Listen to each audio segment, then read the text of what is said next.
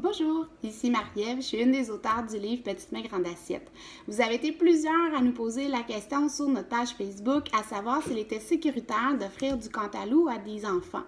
En fait, c'est sécuritaire, mais il y a certaines petites précautions à prendre. Donc, comme vous pouvez le voir là, sur les Cantaloupe, on a plein de petits cratères. À l'intérieur de ces cratères-là, il peut arriver souvent qu'il va y avoir des bactéries qui vont se loger, que ce soit la salmonelle qui provient de la terre où le cantaloupe a poussé, ou on n'est jamais à l'abri non plus de qui touche au melon à l'épicerie. Est-ce que un monsieur qui voulait voir si le melon était prêt avait la gastro? Donc, quand vient le temps d'acheter un cantaloupe, super important de le garder réfrigéré. Pourquoi? Si jamais il y a des bactéries à la surface, on va éviter la prolifération.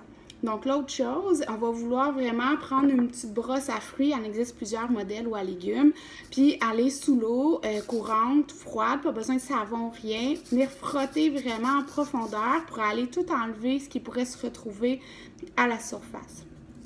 Donc, l'objectif, c'est de faire ça avant de le couper parce que quand on coupe, la lame du couteau va faire en sorte que les bactéries qui se retrouvent à la surface vont venir entrer à l'intérieur, sur la surface que le bébé va consommer. Donc ici, j'ai fait un petit test tantôt. J'avais mis du colorant là, à la surface de mon melon. Fait qu'on voit ici le melon, le colorant bleu.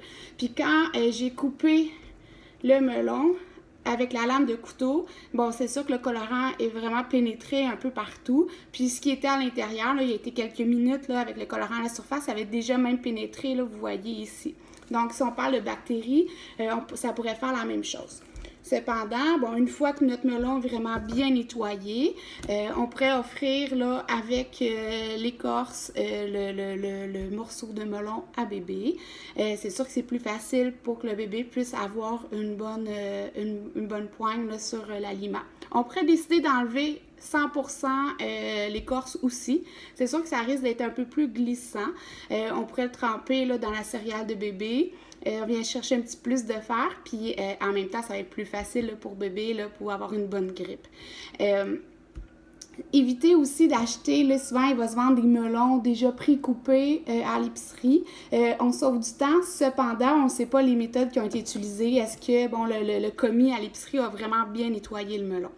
Donc, sur ce, je vous souhaite un bel été, puis on se reparle bientôt.